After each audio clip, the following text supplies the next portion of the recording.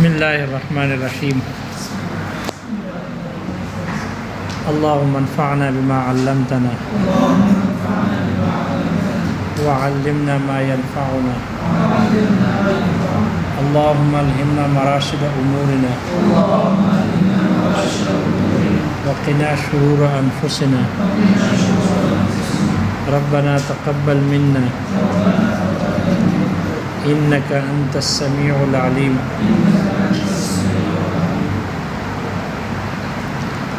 تین تقسیمات گزر گئی، اب آگے چوتھے تقسیم ذکر کر رہے ہیں۔ والقسم الرابع، قسم بمعنی تقسیم کے ہے، التقسیم الرابع، چوتھی تقسیم ہے فی معرفت وجوہ الوقوف علی احکام النظم، نظم کے احکام کی مراد پر واقف ہونے کے طریقوں کے بیان میں ہے، اس کی پہچان میں ہے۔ مجتہد کیسے واقف ہو گیا کتاب اللہ کے اس نظم کے حکم پر، کس طریقے سے واقف ہو گیا، باخبر ہو گیا، عبارت النص سے ہو گیا یا اشارت النص سے ہو گیا یا دلالت النص سے ہو گیا یا اقتضاء النص سے ہو گیا، کس طریقے سے ہو گیا، ان طریقوں کی پہچان میں ہے۔ تو اس کی بھی یہی چار قسمیں ہیں، جیسے پچھلے تقسیمات کی چار قسمیں: الاستدلال بعبارت النص، الاستدلال باشارت النص، الاستدلال بدلالت النص اور الاستدلال باقتضاء النص۔ تعبیرات دیکھو مختلف استعمال کرتے ہیں۔ الاستدلال بعبارت النص، الحکم الثابت بعبارت النص، یا براہ راست ڈائریکٹ کہتے ہیں عبارت النص سے۔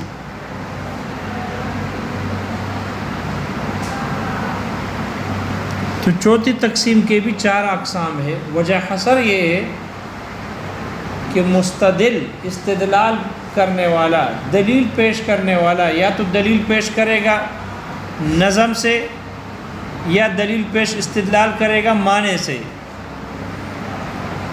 اگر استدلال نظم سے کرے گا تو پھر دو حال سے خالی نہیں، یا تو اسی نظم کے لیے کلام کو چلایا گیا ہوگا یا اس نظم کے لیے کلام کو نہیں چلایا گیا۔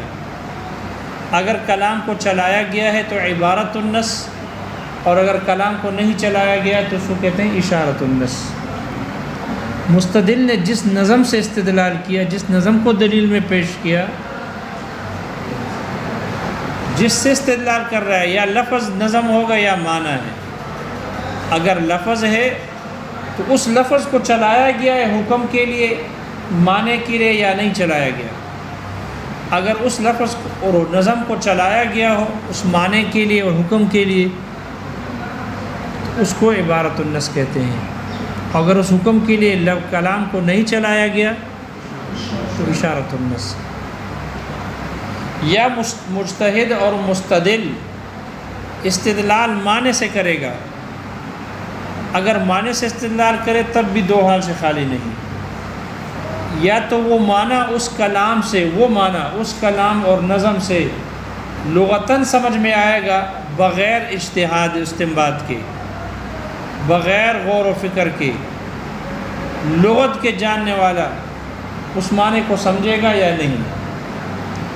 اگر وہ معنی اس کلام سے لغتاً سمجھ میں آتا ہو اجتہاد اور استنباط کے بغیر تو وہ ہے دلالت النص۔ ورنہ اگر لغتاً سمجھ میں نہ آتا ہو تو پھر دو حال سے خالی نہیں، یا تو اسی معنی پر کلام کی صحت، نظم کی صحت موقوف ہوگی یا نہیں ہوگی۔ اگر اس معنی پر کلام کی صحت اور نظم کی صحت موقوف ہے، بغیر اس معنی کے کلام سمجھ میں نہیں آتا، کلام درست نہیں بنتا، تو وہ ہے اقتضاء النص۔ اور کلام کی صحت اس معنی پر موقوف نہیں ہے تو پھر وہ استدلالات فاسدہ میں سے ہے، وہ استدلالات فاسدہ میں سے ہے جن سے دوسرے حضرات ائمہ استدلال کرتے ہیں، ان کو دلیل کے طور پر پیش کرتے ہیں۔ احناف کے نزدیک ان کو دلیل بنانا جائز نہیں، درست نہیں۔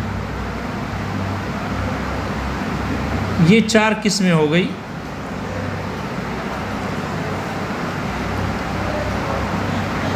البتہ یہاں پر وہی سابقہ پرانا اعتراض ہے جو آپ نور الانوار میں پڑھ چکے ہو۔ یہاں کہا الاستدلال بعبارۃ النص، الاستدلال باشارۃ النص، تو اس عبارت النص، اشارۃ النص وغیرہ کو کتاب اللہ کے نظم کی تقسیمات میں شمار نہیں کرنا چاہیے تھا، اس تقسیم کو، اس لیے کہ استدلال مجتہد کرتا ہے۔ مجتہد کتاب اللہ کے نظم کی مراد پر واقف ہوتا ہے، یعنی اس نے لفظ سے کتاب اللہ سے استدلال کیسے کیا؟ عبارت النص سے کیا، اشارۃ النص سے کیا، دلالت النص سے کیا یا اقتضاء النص سے کیا؟ تو یہ استدلال اور کلام کی مراد پر واقف ہونا یہ تو مجتہد کرتا ہے۔ اور تقسیمات چل رہی ہے کتاب اللہ کے نظم اور معنی کی، تو مجتہد کا فعل تو نہ کتاب اللہ کا نظم ہے اور نہ ہی معنی ہے۔ مجتہد کیسے استدلال کرتا ہے؟ عبارت النص سے حکم نکالتا ہے، اشارۃ النص سے، تو یہ تو مجتہد کا کام ہے۔ اور تقسیم چل رہی ہے کتاب اللہ کے لفظ اور معنی کی، تو اس اعتبار سے تو اس تقسیم کو، تقسیم رابع کو کتاب اللہ کے نظم یعنی لفظ اور معنی کی تقسیمات میں شامل نہیں ہونا چاہیے تھا، اس کو ذکر نہیں کرنا چاہیے تھا، اس لیے کہ مجتہد کا فعل تو نہ کتاب اللہ کا نظم ہے اور نہ ہی معنی ہے۔ اس کا جواب دیا ہے کہ ہاں ٹھیک ہے، یہ استدلال تو کتاب اللہ کا، یہ کتاب اللہ کی تقسیمات ہو رہی ہے اور استدلال کرنا مجتہد کا فعل ہے، لیکن مجتہد معنی پر واقف ہوگا، مراد پر واقف ہوگا، اور معنی اور مراد کے واسطے سے پھر لفظ پر واقف ہوگا کہ یہ لفظ، پہلے تو مجتہد واقف ہوگا کہ اس معنی سے، یہ معنی اس عبارت سے کیسے ثابت ہو رہا ہے، پھر معنی کے واسطے سے یعنی عبارت النص سے معنی ثابت ہو رہا ہے، اشارت النص سے ثابت ہو رہا ہے، دلالت النص سے ہو رہا ہے، اقتضاء النص سے ہو رہا ہے۔ مجتہد نظم کے معنی پر واقف ہو گیا، ان 4 دلالتوں میں سے کسی ایک دلالت سے ہوگا، پھر معنی کے واسطے سے لفظ کی طرف راجع ہوگا، یعنی یہ لفظ اس معنی اور حکم پر، یہ لفظ اس حکم پر کیسے دلالت کرتا ہے؟ عبارت النص کے طور پر کر رہا ہے، اشارت النص کے طور پر کر رہا ہے، یا دلالت النص اور اقتضاء النص کے طور پر کر رہا ہے؟ تو ٹھیک ہے، استدلال کرنا تو مجتہد کا کام، فعل ہے، لیکن لوٹتا ہے معال اور آخر انجام کے طور پر، یہ معنی اور لفظ ہی کی طرف لوٹتا ہے۔ اس لیے حکم کی نسبت بھی پھر حکم کی طرف کی، لفظ اور معنی کی طرف کی جاتی ہے، مجتہد کی طرف تو نہیں کی جاتی۔ اس لیے ان کو کتاب اللہ کے نظم میں شمار کرنا معال کے اعتبار سے ٹھیک ہے، معال کے اعتبار سے، اس لیے کہ مجتہد معنی اور مراد پر واقف ہوتا ہے اور پھر معنی کے واسطے سے لفظ کی طرف لوٹتا ہے، اور پھر اس پر واقف ہوتا ہے کہ لفظ معنی پر کیسے دلالت کرتا ہے، تو یہ لفظ اور معنی یہی تو کتاب اللہ کا نظم اور معنی ہے۔ اس لیے کتاب اللہ کی تقسیمات میں ان کو شمار کرنا درست ہے یا نہیں ہے؟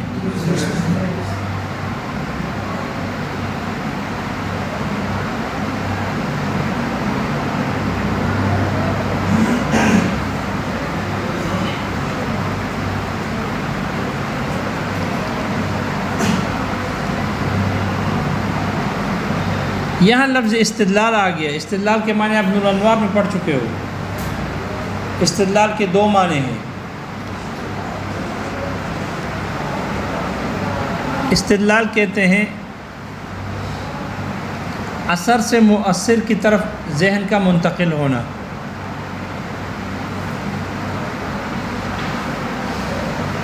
ذہن اثر سے مؤثر کی طرف منتقل ہو، یا مؤثر سے اثر کی طرف منتقل ہو، اس کو کہتے ہیں استدلال۔ اثر سے مؤثر کی طرف ذہن کا منتقل ہونا، اس کو استدلال کہتے ہیں۔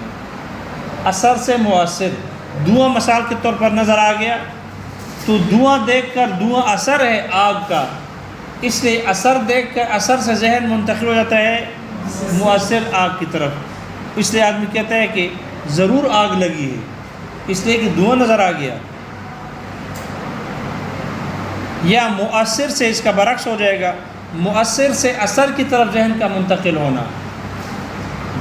آگ نظر آ گئی تو آگ سے دھوئیں پر استدلال کرنا، جب آگ لگی ہے تو دھواں بھی ہوگا، آگ لگی ہے تو دھواں بھی ہوگا، اس لیے مؤثر سے اثر کی طرف ذہن کا منتقل ہونا، اس کو کہتے ہیں استدلال۔ اسے کیا کہتے ہیں؟ مجتہد کسی حکم کو دیکھتا ہے،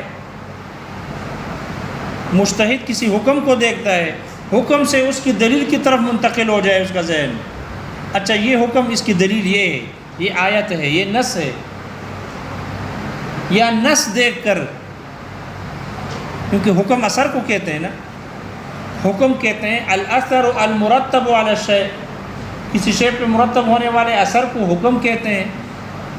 تو اگر مجتہد کسی حکم کو دیکھ لے تو حکم کو دیکھ کر، سن کر اس کا ذہن منتقل ہو جائے اس کے نص کی طرف، دلیل کی طرف، آیت یا حدیث کی طرف، تو یہ ہے استدلال من الاثر الی المؤثر۔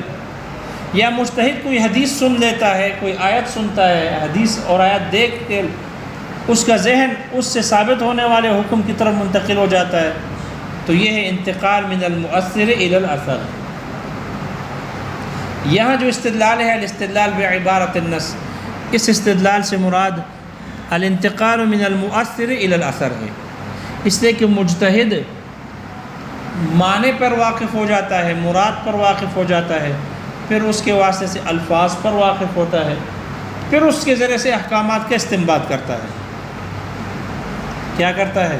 احکامات کا استنباط کرتا ہے، تو معنی سے یا لفظ سے حکم ثابت کرتا ہے، یہی انتقال من المؤثر الی الاثر۔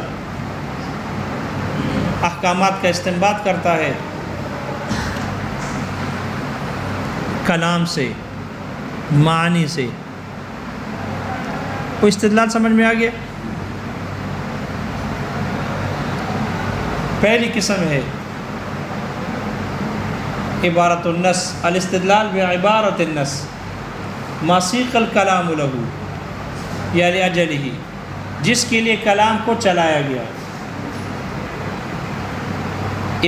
الاستدلال بعبارت النص وہ ہے جس کے لیے کلام کو چلایا گیا ہو، وَأُرِيدَ بِهِ قَصْدًا، اور جس کے ارادہ کیا گیا ہو، بھی اس کلام سے، قصداً ارادی طور پر،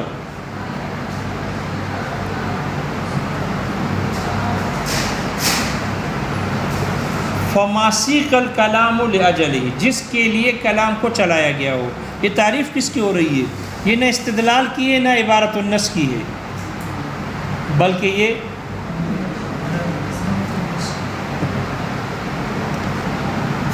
عبارت النص شروع ہے، تو پھر عبارت النص کیسے ہوگا؟ اب یہ اس چکر میں ہے کہ میری شادی کیسے ہوگی، اس کو ٹینشن ہے، شادی ہوگی تو پھر چھٹیاں کیسے ملے گی، پھر سسرال بھی بہت دور ہے، کہتے ہیں آنے جانے میں 500 روپے لگ جاتے ہیں ایک طرف سے۔ جب وہ کہے گی کہ مجھے گھر لے کے جاؤ، تو پھر گھر کیسے لے کے جائیں گے؟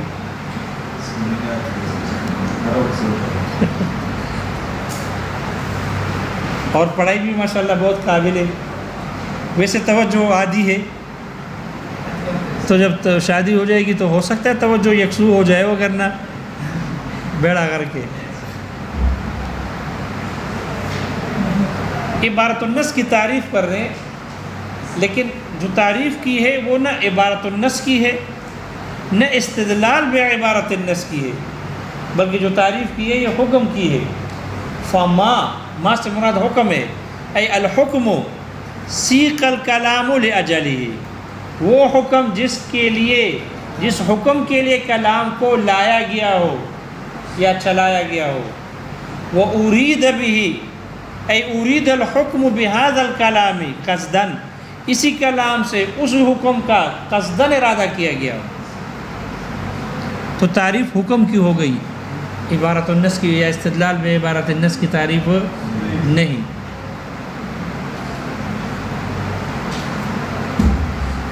اس لیے یہاں جو تعریف کی ہے، حکم کی ہے، فما سیق الکلام لأجلہ، عبارت النص سے ثابت ہونے والا حکم وہ ہے جس کے لیے کلام چلایا گیا ہو. تو فما اے الحکم الثابت بعبارت النص ما سیق الکلام لأجلہ یا الذی سیق الکلام لأجلہ. عبارت النص سے ثابت ہونے والا حکم وہ حکم ہے جس کے لیے کلام کو چلایا گیا ہو. وہ ارید بہ قصداً، اور اس کا قصداً کیا کیا گیا ہو، ارادہ کیا گیا ہو. تو جو تعریف کی ہے یہ عبارت النص کی نہیں ہے، نہ ہی استدلال کی ہے، بلکہ یہ کس کی ہے، حکم کی ہے. اس لیے تعریف حکم کی ہے، عبارت النص کی ہو ہی نہیں سکتی. اس لیے کہ حکم اور شے ہے اور عبارت النص اور شے ہے. عبارت النص تو نظم ہے، الفاظ ہے، اور یہ جو تعریف ہے یہ تو الفاظ کی نہیں ہے، تو حکم کی ہے. تو حکم اور شے ہے اور تعریف اور عبارت النص اور شے ہے. تو حکم عبارت النص کی تعریف تو نہیں بن سکتی، کیونکہ یہ حکم اور عبارت النص دونوں میں نظم میں تباین ہے، اور شے کے مباین اس کے لیے معرف نہیں بن سکتی. شے کی تعریف اس کے تباین مباین سے نہیں کی جا سکتی. تو حکم سے عبارت النص کی تعریف تو نہیں ہو سکتی، حکم سے عبارت النص کی تعریف نہیں ہو سکتی. اس سے جو تعریف کی ہے عبارت النص کی نہیں بلکہ کس کی ہے،